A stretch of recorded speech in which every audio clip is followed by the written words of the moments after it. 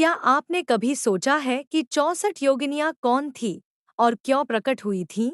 बहुत समय पहले, जब पृथ्वी पर दुष्ट शक्तियों का आतंक बढ़ गया था, तब देवता, ऋषि और साधक सभी भयभीत हो उठे।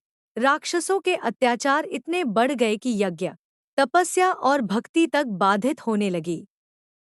हर ओर भय और अंधकार फैलने लगा।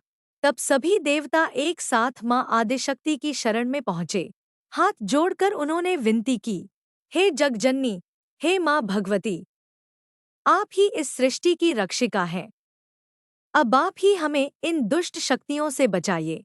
देवताओं की पुकार सुनकर मां आदिशक्ति प्रकट हुईं। उनका स्वरूप इतना तेजस्वी था कि चारों दिशाएं प्रकाश से भर गईं। मां के मुख पर करुणा थी, लेकिन नेत्रों में प्रचंड शक्ति चमक रही थी। मां ने देखा कि दुष्ट शक्तियों का नाश करने के लिए केवल एक रूप पर्याप्त नहीं होगा। तभी मां ने अपने दिव्य तेज से अनेक शक्तियों को प्रकट किया। एक एक करके मां के अंश से 64 दिव्य योगिनियां प्रकट हुईं। हर योगिनी का स्वरूप अलग था। किसी के हाथ में त्रिशूल था, किसी के हाथ में खड्ग, किसी के हाथ में चक्र, पाश, खप्पर और धनुष। कोई सिंह पर विराजमान थी, कोई कमल पर, कोई पक्षी पर, तो कोई अद्भुत दिव्य आसन पर बैठी थी। उनके रूप उग्र भी थे और कल्याणकारी भी। मां आदिशक्ति ने उनसे कहा, तुम सब मेरी ही शक्तियां हो। जाओ, धर्म की रक्षा करो, भक्तों का कल्याण करो और दुष्टों का संहार करो। मां की आज्ञा पाकर 64 योगिनियां चारों दिशाओं में फैल गईं। उन्होंने दानवों और नकारात्मक शक्तियों का संहार करना शुरू किया। जहां जहां अधर्म था, वहां वहां योगिनियों का प्रचंड रूप दिखाई दिया। उनके तेज के सामने दुष्ट शक्तियां टिक नहीं सकी।